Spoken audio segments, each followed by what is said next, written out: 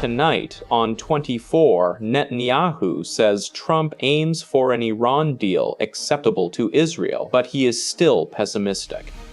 As Netanyahu returns, Trump reshared news about a second carrier group on standby for the Middle East. With the vote approved, we move to the draft resolution. The European Parliament approved a resolution condemning Iran's systematic repression and arbitrary arrests. And the Trump administration secretly shipped 6,000 Starlink terminals to Iran. The Wall Street Journal says this helps bypass the internet shutdown. From Iran International Studio 24 with Fardad Farahzad. Hello and good evening to Iran International viewers in Iran and worldwide. The Israeli Prime Minister, just an hour ago, on the verge of leaving the US, said that given the conditions set by Donald Trump for Tehran, it's possible to reach a deal that would also be good for Israel. However, he can't hide his pessimism here. Netanyahu said Trump believes success is possible because the Islamic Republic knows who it faces. The US president reshared a Wall Street Journal report on Truth Social about the Pentagon standing by to deploy a second aircraft carrier to the Middle East. Earlier, the Wall Street Journal had reported that the Pentagon ordered a second US aircraft carrier strike group to prepare for deployment to the Middle East. Just an hour ago, Benjamin Netanyahu, at the airplane steps before returning to Israel, described his talks with Trump as excellent and emphasized that negotiations with the Islamic Republic should not only be about the nuclear issue, but also include missiles and Tehran's regional proxy forces. More details from our correspondent Babek Ishaki from the Israeli Prime Minister's plane. We are currently situated inside the official Wings of Zion plane, and we are now getting ready for our takeoff, and, well, preparing to finally fly all the way back to Israel. Benjamin Netanyahu, the Israeli Prime Minister, spoke with reporters just minutes ago by the plane steps, and there he once again emphasized that the United States is one of Israel's greatest allies. Moreover, his recent gathering with Donald Trump was in truth much more than business. It was clearly a warm reunion between two close personal friends and steadfast political allies. He also addressed the distinct possibility of reaching a diplomatic deal between the United States and the Islamic Republic, confirming that any agreement which fails to regulate the Islamic Republic's ballistic missiles and its nuclear program would be considered fundamentally flawed and unacceptable. It is not a good deal for Israel. He confirmed that he plans to continue his talks with Donald Trump. But alongside that, on this plane, among Benjamin Netanyahu's companions, there's still this belief that the chances of reaching a deal between the United States and the Islamic Republic are very low right now. And, you know, a serious military option for attacking the Islamic Republic is still on the table. Babek Ishaki photographed the Wings of Zion plane stationed in Washington, D.C. Let's go to the U.S. Congress. My colleague Marzia Husseini has joined us from there. Marzia, the Israeli Prime Minister's trip ended. He echoes Trump's sentiment to give negotiations a chance, even though he isn't very optimistic about it. That's right. And what's being said here in the press and political circles is that many are saying, if you expected Mr. Trump to come out after this meeting and say, yes, Mr. Netanyahu convinced me, no more negotiations, we're going to attack directly. Well, that kind of expectation is neither logical nor correct at all. The plan was always actually to give diplomacy a chance. And now, too, this diplomacy is what's being considered. Mr. Netanyahu also spoke with several U.S. lawmakers during his trip to Washington, and he has now left. Mr. Netanyahu advocates adding the Islamic Republic's missile program to the negotiation table, an objective that both Democrats and Republicans in the U.S. Congress also support, as they seek the same outcome. Today, Fardad and we spoke with 5 senators here. We spoke with both Democrats and Republicans. I interviewed Senator Jackie Rosen and Senator Fetterman about what Democrats want and how they see the situation. I asked Mr. Fetterman what his opinion was on negotiations.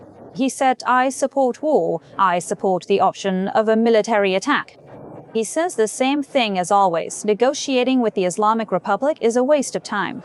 Or, for example, consider Miss Rosen, who, despite being a Democrat, is strongly against the Islamic Republic and opposes any negotiations with them by Trump in the current timeframe. She emphasized, right now, Trump isn't telling us Democrats what he's doing.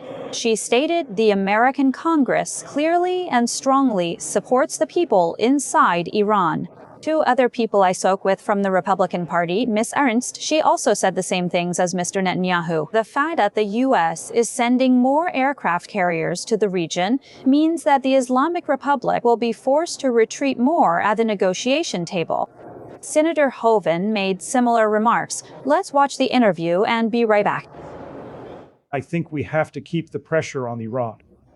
I think we have to keep the pressure on Iran. Most importantly, the issue is that the people of Iran should have a government that works for them, not a repressive government abusing its people and acting as the world's leading supporter of terrorists like Hamas, Hezbollah, and the Houthis. They don't just suppress the people of Iran, but they also commit horrific terrorist acts in many other countries. This is the regime that rules in Iran, and therefore by maintaining pressure, we must emphasize that all options are on the table.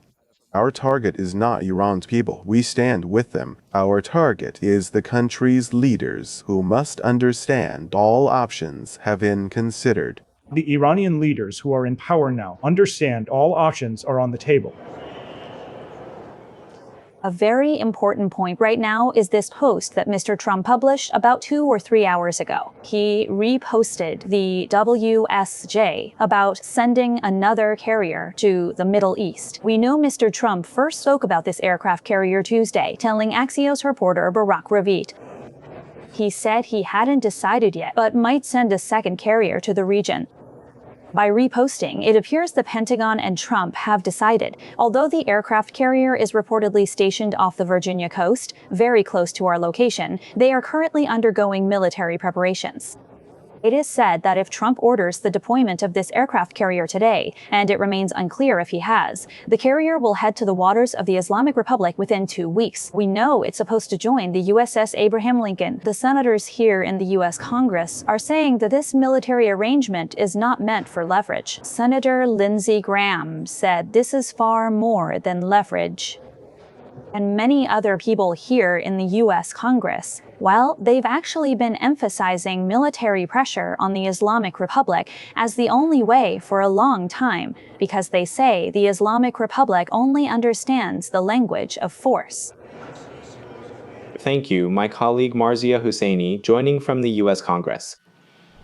Political analyst Ali Reza Namvar Hagigi from Toronto. Mr. Namwar Hagigi, it appears the Trump administration is still giving diplomacy a chance.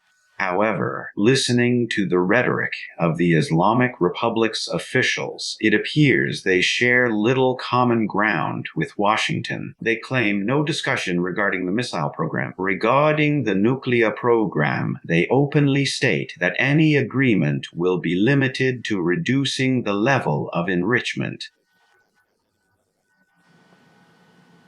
Hello, Mr. Farzad and the Iran international audience. I offer my condolences to the families of the victims of the bloody January crackdown. As you mentioned, the situation is such that if Iran doesn't show maximum flexibility, we will definitely enter into a conflict and a military battle. Mr. Trump wants Iran's leadership and strategy changed without conflict, but if that doesn't happen naturally, he prefers a strategic change without conflict. What Iran actually does, in my opinion, regarding the nuclear issue, Well, they're making those public statements. Even today, Mr. Araghchi said we are ready to go to war to preserve enrichment at that foreign policy conference. But regarding enrichment, I think it's no longer beneficial, considering that even a revival would take 4 or 5 years to get going. As a result, I think they are ready to make concessions regarding enrichment. And regarding that 400 kilograms, they can also, as they say, reduce its concentration over time.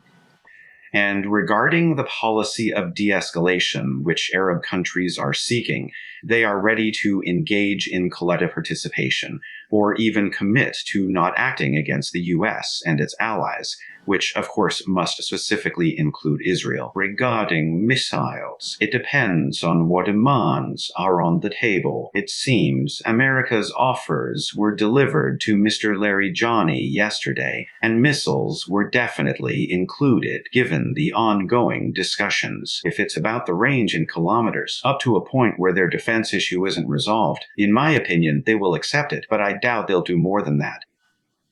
The missile issue is problematic because, unlike nuclear, it lacks an international protocol, meaning we don't have a global oversight organization for this matter, nor an inspection regime that, if it's to be chosen, how it should be, where they want to monitor.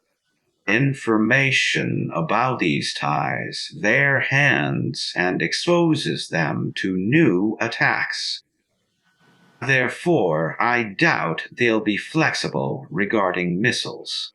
But it depends on whether they are willing to discuss reviving relations with Mr. Trump as well. These are issues that could bring down the missile issue, meaning reduce its level of danger.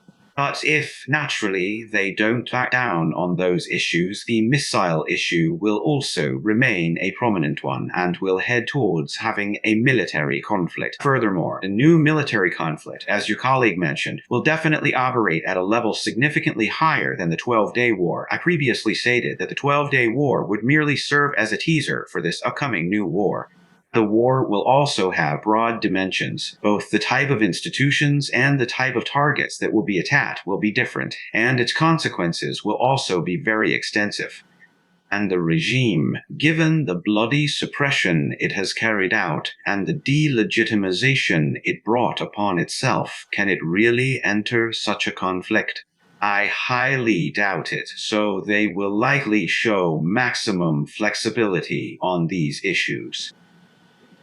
Mr. Naver, I see that many people these days are trying to read between the lines to figure out what the Iranian, Israeli, and American sides are saying. But in a situation where the shadow of war hangs over Iran and the region, well, it can be guessed that deception, secrecy is, after all, part of the working mechanism of all parties, and what they say in front of the cameras isn't necessarily what they're saying behind the scenes.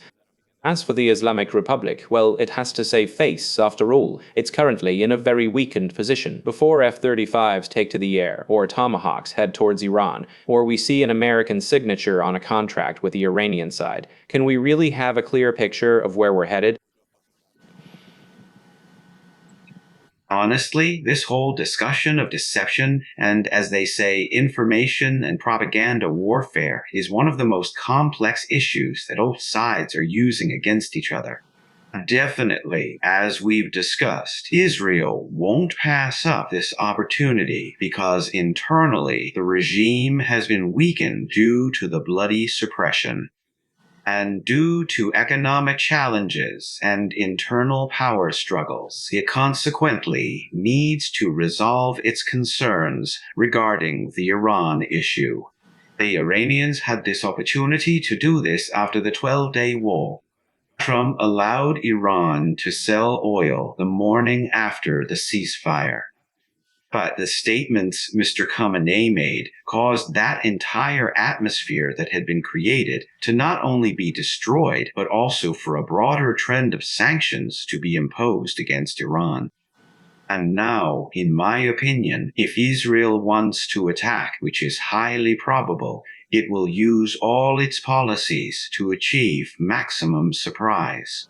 Right now, both sides have their finger on the trigger. I mean, both Iran and the US and Israel, all three have their finger on the trigger. They're trying to have several targets. The Iranians seek to tell Mr. Trump they are willing to offer a cost-free concession, but they haven't yet been willing to make it a major one. Because the main point is, as Mr. Salehi also asked, what do you guys want to give Mr. Trump? They must give Trump something that matters. So, what I can give Mr. Trump right now is zero enrichment, an end to hostilities with regional countries, the US and Israel, and most importantly, that Iran is willing to cooperate with US interests and the peace delegation in the energy sector. Narrowing the peace delegation discussion, Iran can offer 3 concessions. Otherwise, Israel won't pass up this opportunity and, in my opinion, will convince the Americans to enter this conflict. And in this regard, too, given the atmosphere created around the bloody suppression, a situation has emerged where Mr. Trump might then think he has the lowest cost for conflict. But usually, wars start with certain images, but their consequences, their outlook can always be dark. However, Mr. Trump believes that even if he doesn't go to war, he can change Iran's strategy. Driving change can also impact Iran's leadership, which has failed to address society's needs across multiple sectors. Its policies on enrichment, destroying Israel, and war with America have put the country. If you look closely at the country's situation from 2005 until the present day, you will see what a difficult, tragic, and humiliating state it has ultimately brought the nation to. Thank you, Alireza Namber Hagigi, political analyst. Following the adoption of the resolution against the Islamic Republic in the European Parliament, President Roberta Metsola described this as a strong, clear message that Europe stands with the Iranian people. She emphasized that sanctions against the Islamic Revolutionary Guard Corps, recognized as a terrorist organization, must be fully implemented without excuses. Metsola wrote on X that Iran will be free. The European Parliament resolution, which was adopted by an overwhelming majority, condemned the brutal violence of the Iranian government against its people. President, colleagues. Thank you very much, Madam Chair, dear colleagues. 2 days ago, the President of the UN General Assembly called on this Parliament to support the rules-based global order. However, the Iranian regime's crimes against humanity and against its own people continue, and at the same time, at the United Nations, they were elected to the vice presidency of the Social Development Commission. Therefore, I would like to add the following amendment after paragraph 7 in this resolution as follows. We strongly condemn the election of Iran as vice chair of the Commission for Social Development and express our disgust at the UN Secretary General's congratulatory message to the regime on the Islamic Revolution's anniversary. In fact, this has supported a regime that has committed murder and torture against its own people and is a violator of international laws. Thank you.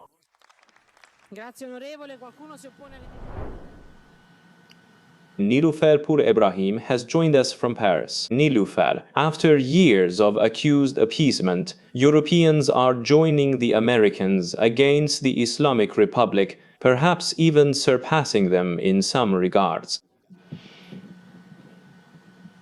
Yes, exactly. The new European Parliament resolution indicates just that.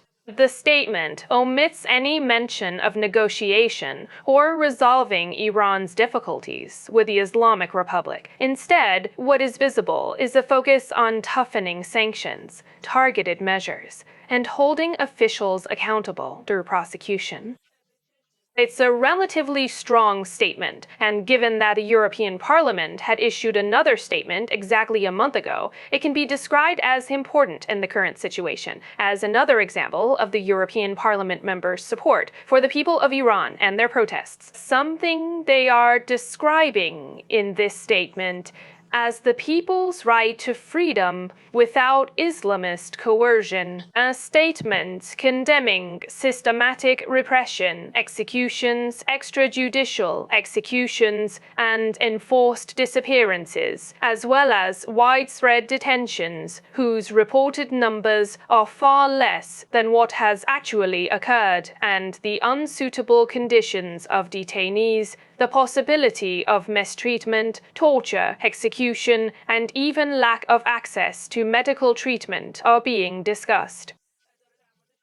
It refers to what is mentioned in this statement as what has been documented so far as being on the verge of crimes against humanity, and that it wants international organizations and bodies to continue documenting them, to preserve these documents, and also for the UN Security Council to refer Iran's case to the International Criminal Court in this regard. It broadly condemns various aspects of what has happened in Iran, calls for an end to the harassment and prosecution of medical staff and doctors, for the help they provide to the people, calls for the release of political prisoners, women, and Nargis Mohammadi, and calls for an end to extrajudicial actions and actions beyond Iran's borders by the Islamic Republic.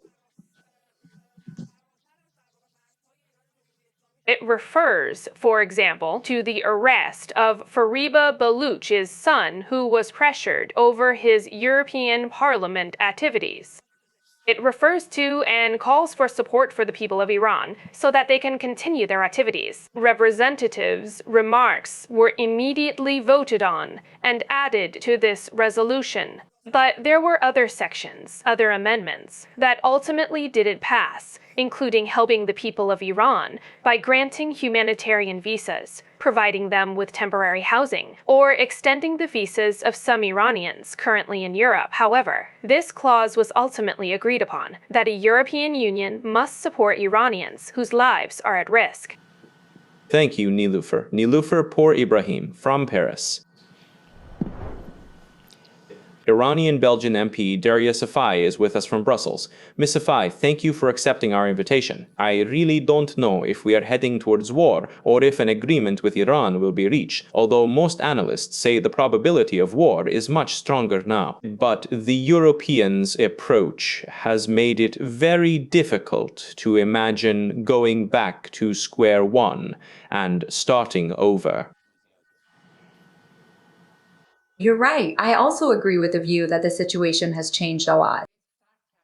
With this regime, we have the period before January 8th and 9th and the period after January 8th and 9th.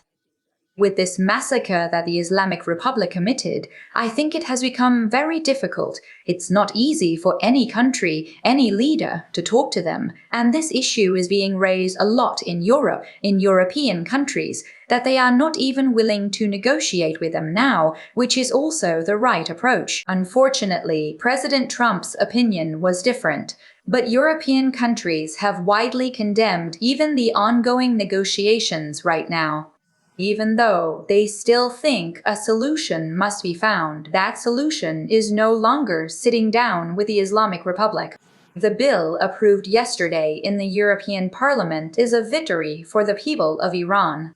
Actually, consider all the dedicated efforts that Iranians living outside of Iran have put in to demonstrate to the wider world that the massacre occurring in Iran is a genuine, horrific massacre. This work was absolutely necessary because, to be honest, we really did not have much comprehensive news coverage regarding the situation. Our documents and the voices of Iranians standing in cold streets finally caught the European Parliament's attention. This is where this bill includes one of its most important points, and that is that now there's talk of suing the killer regime of the Islamic Republic in international courts too. Beyond the daily humiliation of the Islamic Republic in international circles, the tearing of Khamenei's picture, and the world viewing an illegitimate regime with contempt, this stands as a huge victory and a great success for the Iranian nation. Ms. Safai, it has been a long journey. There was a time when Europeans finally had economic interests in Iran. Total, Peugeot, and German firms like Siemens all had activities in Iran. Regional conditions, influenced by US and EU sanctions, caused these transactions to diminish steadily. Now, the Islamic Republic's most important, at least energy partner, is only China. To what extent did sanctions and the cutting of Europe's economic channels bring us to this point, where there are no economic interests left in Tehran to fight for? Of course, this is very important because, as you say, there is absolutely no economic relationship left between Europe and Iran due to the sanctions imposed. But one of the most important reasons is the Islamic Republic itself, which in 2 nights, the latest statistics we have say 90,000 people were killed, but it did much more than that in 2 nights, meaning it shot people. And if we didn't have these cameras and videos documented in history, we might not be here. Now there's nothing left to appease the Islamic Republic, and this is a very, very important step forward. And the reason is that even Europe hesitated to put the Revolutionary Guard on the terrorist list. But now, the first action taken after the massacre was to put this guard on Europe's terrorist list. It shows there's nothing left for Iran anymore. And even if you've noticed yourselves, Arakshi said that a massive campaign against us is underway abroad, and this has made things difficult for us. They themselves know we Iranians outside of Iran are like the true, real army of Iran. They threw us out of the country back then, thinking they were rid of us. But here, every single one of us is a soldier for the nation and homeland, and will never let the world turn a blind eye to this crime. I'm very optimistic that a very good future awaits the Lion and Sun Revolution, and from right here, I'm telling the people, this is the only result of the work of Iranians inside the country and Iranians outside the country, all together. This big wall that has never separated us, it's being hit from the inside and the outside. We're hitting it from the inside, we're hitting it from the outside until this wall collapses and we can take back our homeland and return to Iran. That's why our presence in the streets matters. We won't leave until Iran is free. Thank you, Iranian-Belgian MP Darya Safai. Thank you. Some foreign reporters' coverage of the February 11th ceremony has been met with criticism from a lot of Iranians. For instance, BBC reporter Lise Doucet, in a part of her report, compared this government gathering to a family celebration, a description that many critics believe is far from the reality of Iran's political situation. Many observers feel this coverage prioritizes organized crowds and official narratives, focusing less on nationwide protests, bloody crackdowns on demonstrators, and widespread activist arrests. I asked the BBC about this. Responding to our show, the BBC described Iran's situation as urgent and in the public interest, stating they report for audiences even under the toughest conditions. This media outlet also stressed that if a reporter is sent to Iran, they clearly explain the restrictions imposed by Iranian authorities, and the reports published have also included interviews with regular citizens. Let's look at part of Lise Doucet's recent report. This is exactly what the government wants to see on the streets.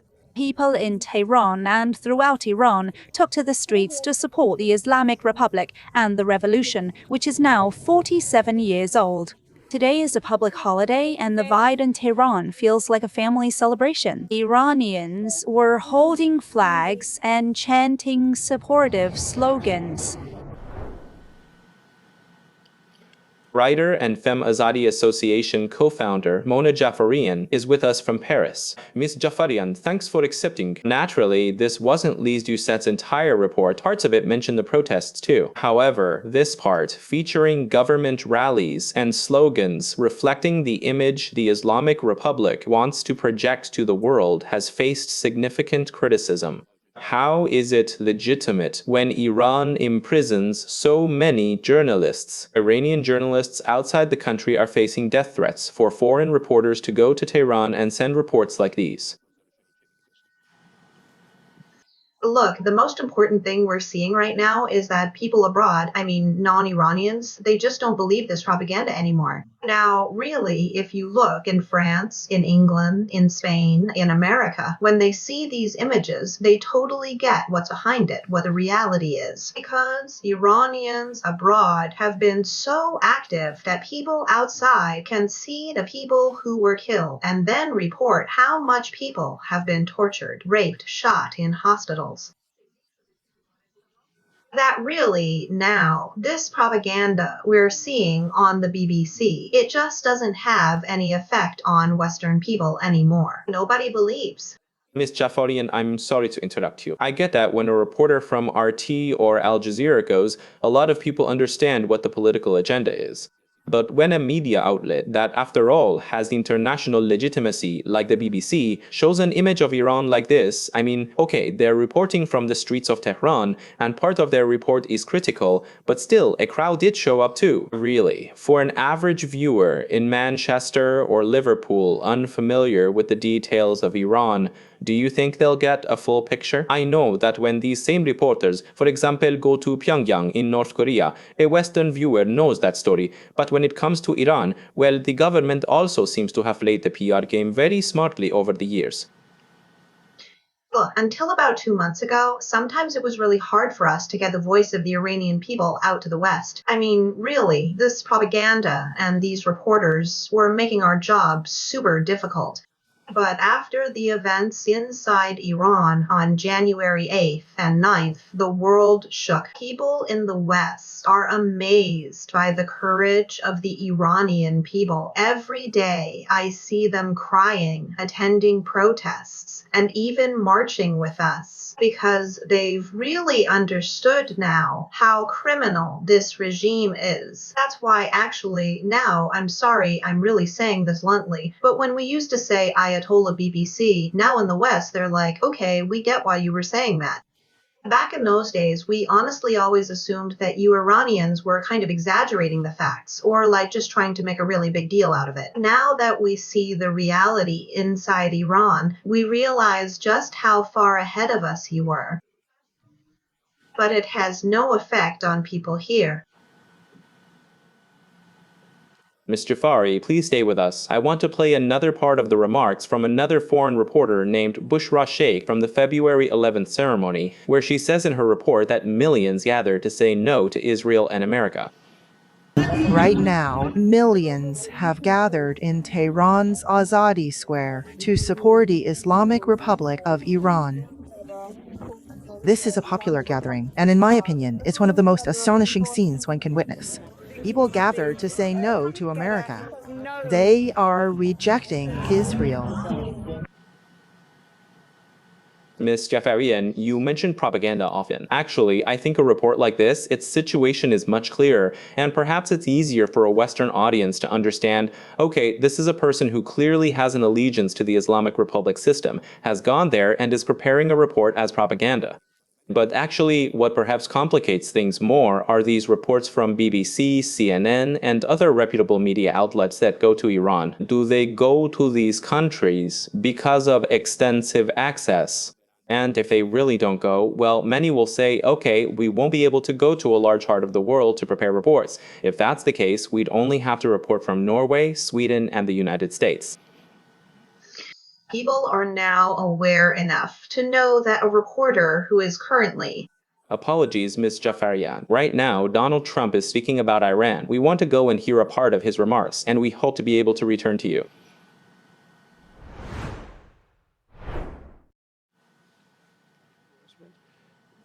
Actually, the Supreme Court gave a Protect our police. very big ruling on The Supreme Court issued an important ruling on mask usage, which is necessary to protect these forces. The situation is highly vulnerable now, and they play a high-risk role. This is hard to endure. As you know, there are different rules and regulations. Now, this one remains anyway. We need to look out for our police. Why does Netanyahu want negotiations with Iran to stop? When you say stop, do you specifically mean that we should not speak to them anymore? Haven't discussed that. He didn't tell me that. I'll talk to the Iranians for as long as I want, and we'll see if we reach a deal. And if we don't reach a deal, we'll go to phase 2. Phase 2 will be very tough for the Iranians, and I'm not looking forward to it.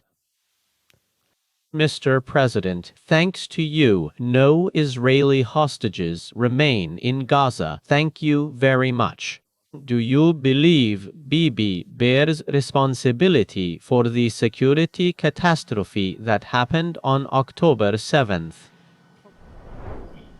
You just heard parts of Trump's speech. He repeats that he is giving diplomacy time, but if it yields no results, other options are on the table. Sorry to interrupt, Ms. Jaffarian. I wanted to ask about media outlets like the BBC and CNN who actually have a rivalry with each other. Many might say, okay, well, if we're not going to travel to totalitarian countries, if we're not going to go to war zones and report, then where do we go? It can't just be Norway, Sweden, and America. You must go there. And as the BBC noted, their journalists also mention these limitations when reporting from those countries. Do you think visiting countries like Iran is unjustified from this perspective? Because, well, everyone knows that a journalist who's going into Iran right now, well, they can't freely do their journalistic work.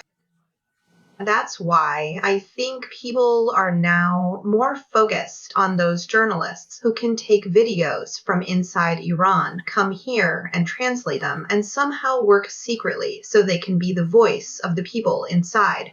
By the way CNN or BBC do it, actually, if you go and look at the comments under their reporting, not just Iranians, even foreigners are now writing to them saying your work is wrong. You're doing the regime's propaganda.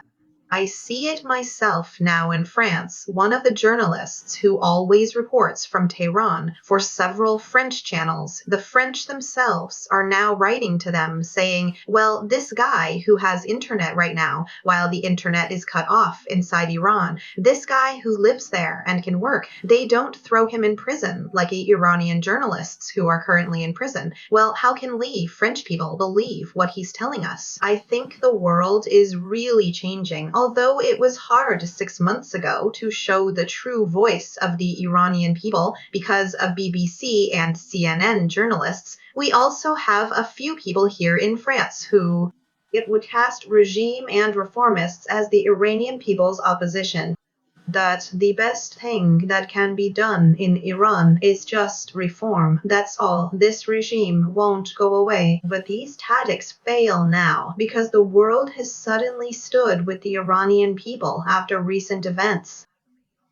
And they become so much more aware. But all of this is because of all the work Iranians abroad are doing everywhere to be the voice of the people and to be able to convey the reality to Westerners.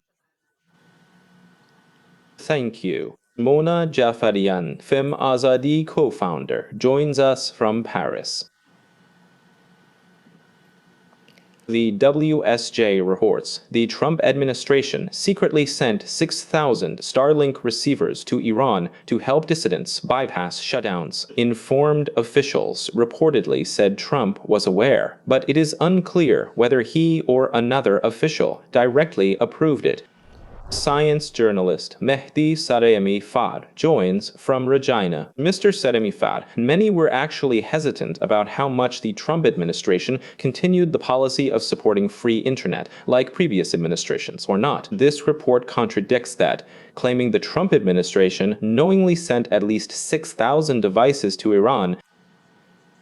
Yes, well, this news has some signs in it that you need to ponder a bit to understand its roots, because as far as parts of the State Department apparatus are concerned, it might not be their duty, but naturally, as you said, they were aware that whoever is buying or taking them might, well, be doing this. But for the State Department itself to have done this, or for the government itself to have done it, is a bit strange. But anyway, you should note that inside Iran, it was said said that before, close to 100,000, or rather over 50,000 devices were working in various stages, and after Starlink made subscriptions free, many of those who had temporarily put their devices aside due to the dollar situation, well, they were also able to use them.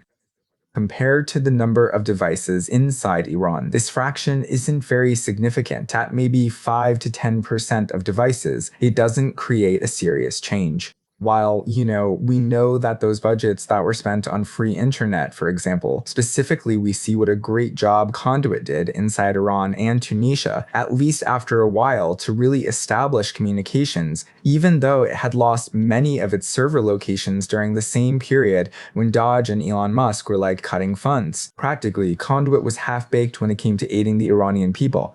If it had developed over the past year, it might have worked much more, which of course, fortunately, it did work. Or, other activists who, as long as anyway the Islamic Republic allows and keeps the borders open, were able to help. But, anyway, there's no doubt that Starlink is one of those places where when all paths are cut, only Starlink remains. But anyway, the size of the work is much, much, much smaller than what was stated in the Wall Street Journal report, which was the same thing that, for example, Trump said, "We are behind you," or that the number would be comparable to the activities the United States carried out in support of freedom of speech in previous administrations.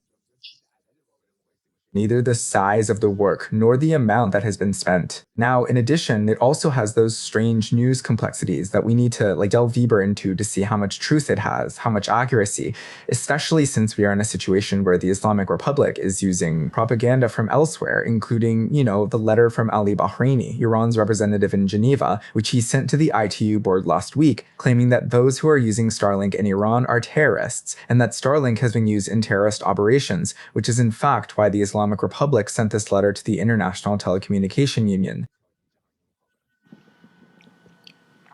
Mr. Sademifar, this lived experience is important. Meanwhile, we hear of several thousand Starlink terminals. On the other hand, during the 1 or 2 weeks of total internet blackout, we saw that even the few with Starlink were nearly disconnected. As a result, we received very little information from Iran.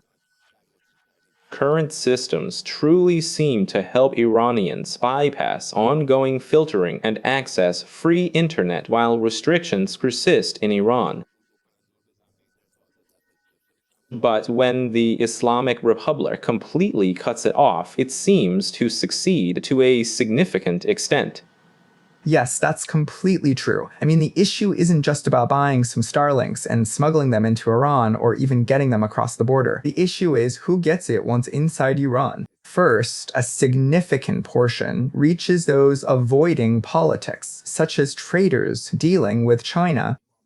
It has also been said that Starlink farms are being used in the propaganda sections of the Islamic Republic. Ultimately, Starlink users seeking free expression are limited by GPS jamming and similar interference. So ultimately, I'm saying this number of 6,000 and so on, good for them, but it's neither on the scale of the claim Mr. Trump made, nor will it have a very significant impact, as you said, in that lived experience and those severe conditions that the Islamic Republic creates on the path to freedom of expression for Iranians. Thank you, Mehdi Sademifar, science and technology journalist from Regina, Canada. Before the end of the program, Mr. Trump said a few things about Iran in this press conference he had. I want to quickly tell you, we have less than a minute. Mr. Trump said we must reach an agreement with the Islamic Republic to avoid damaging outcomes. I don't want that, but we must agree. They should have agreed the very first time, but instead they got a midnight hammer. He added that he spoke with Bibi, meaning Netanyahu, but the final decision is mine. I will talk to the Iranians whenever I want. We must agree soon. If we don't reach an agreement, we will enter a second phase, which will be very painful for them. He thinks an agreement is possible next month. These are the reactions that US President Donald Trump has had in the past few minutes in response to some questions about Iran. Naturally, our attention is also on the second aircraft carrier that is likely to depart from the eastern United States for the Middle East region within 2 weeks. And with that, we reach the end of tonight's program 24. Thank you for watching. You can watch this program again a little later on YouTube.